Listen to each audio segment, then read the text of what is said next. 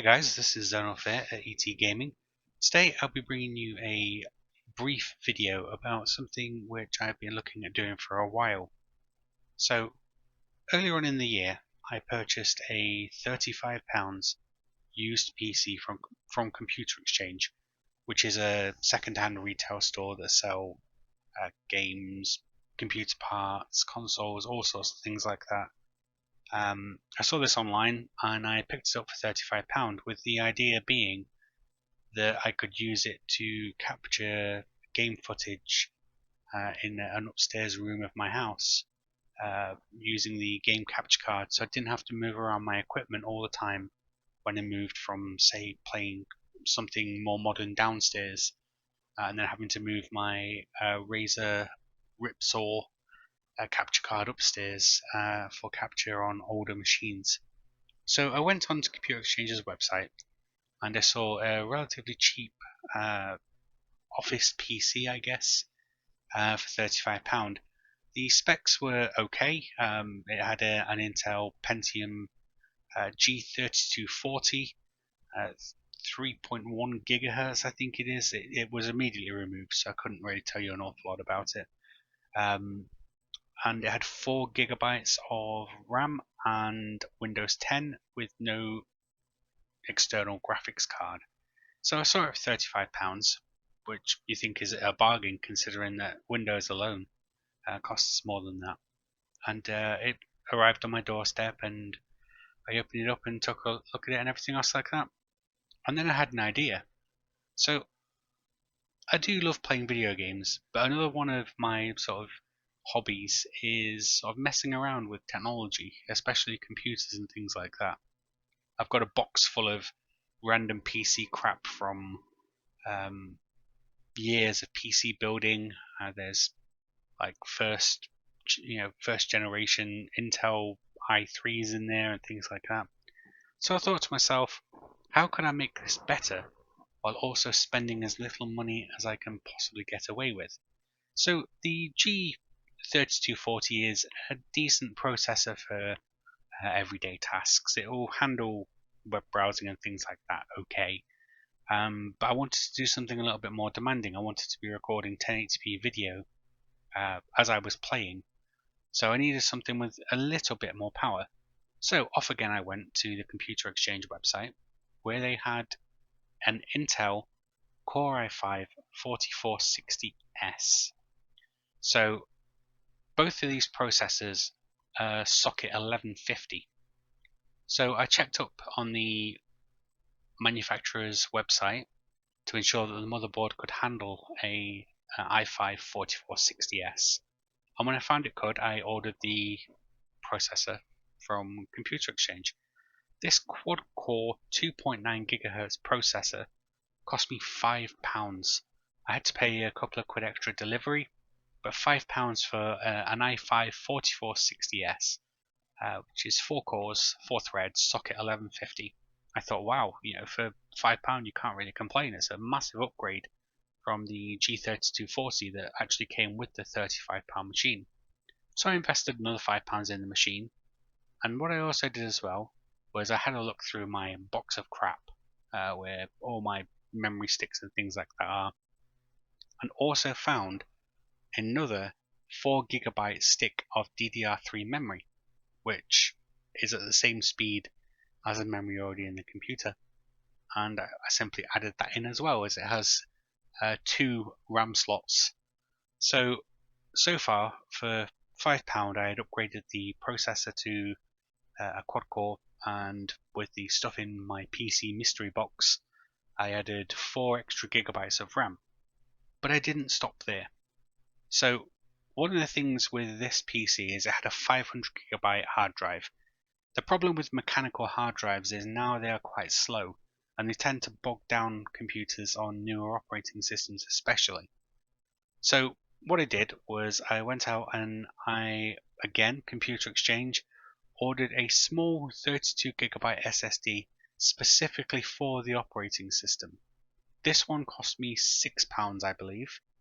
The SSD arrived and I took out the 500 gigabyte hard drive, then put in the 32 gigabyte SSD, reinstalled Windows to it and booted it up into Windows, and it was much faster than when I simply received the PC from Computer Exchange and it still had the Pentium and 4 GB of memory. So for £11–12 I had already significantly upgraded this PC from its okay specs before to something actually fairly potent for the less than 50 quid. And remember, this came with Windows as well, so it's not like I had a massive expense to fork out for that operating system. I checked other things on the motherboard and also the power supply and things like that.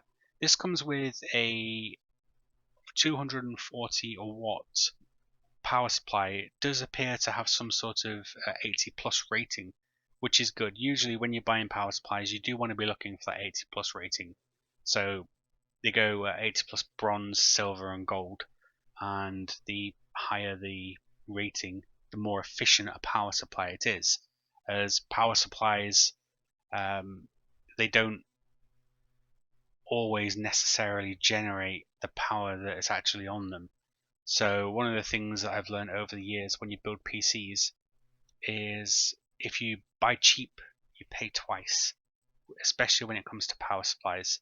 I have a friend who bought a unbranded power supply and he had nothing but trouble with it, and eventually had to go out and buy a more expensive power supply, one that I recommended to him to stop some of these issues that he was having actually on his PC.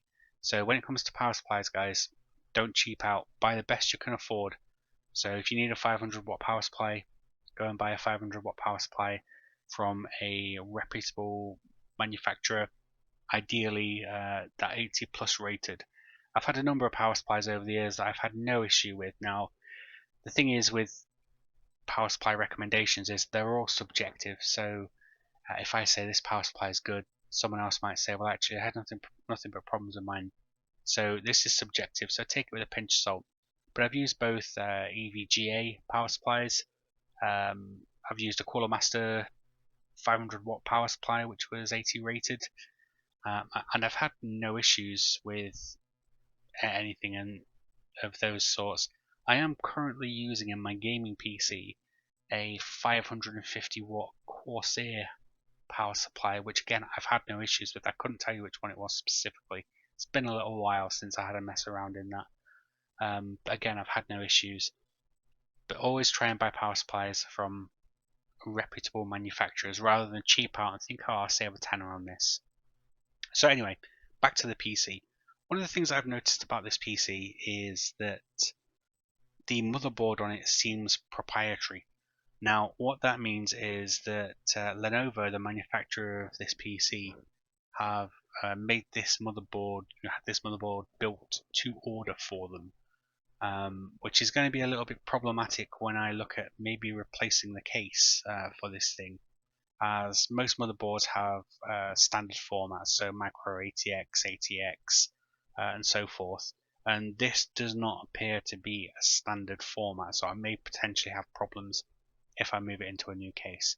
One of the additional things I did with this was I also put in a GeForce GT 710, which again I had in my PC mystery box. It didn't previously have a graphics card. That was placed in more for the video capture elements, which I mentioned before, as the onboard graphics wouldn't be particularly great for encode and decode operations. So the GeForce GT 710, while not a very powerful graphics card by itself, will do okay and has done okay for me when it comes to encode and decode of video processing, which is why the GT 710 is in there. So all in all, I upgraded this PC to a quad-core 8 GB of memory with GT 710 for 50 quid, or less than 50 quid. I had a couple of these pieces sort of lying around, which I appreciate not everyone has. Separately, you could probably pick up the GT 710 for 10–15 quid on eBay. And 4 GB of DDR3 memory is pretty cheap. I don't know the exact price, but I couldn't imagine you'd pay more than a couple of quid for a stick of DDR3 4 gigs at this point. So the purpose of this video is to essentially ask if any of you guys would be interested in maybe seeing more tech-orientated videos. So a lot of you are subscribed to my to my channel for my gaming content, but I also really enjoy doing this sort of tech content, especially with older hardware. You know, not the latest and greatest stuff. You know, the £5,000 PC, but more stuff like you can pick up for a couple of pounds off the shelf of any sort of electronics second-hand shop and things like that, and sort of mess around with it and see if we can actually get decent performance from what would be considered older or obsolete parts by now.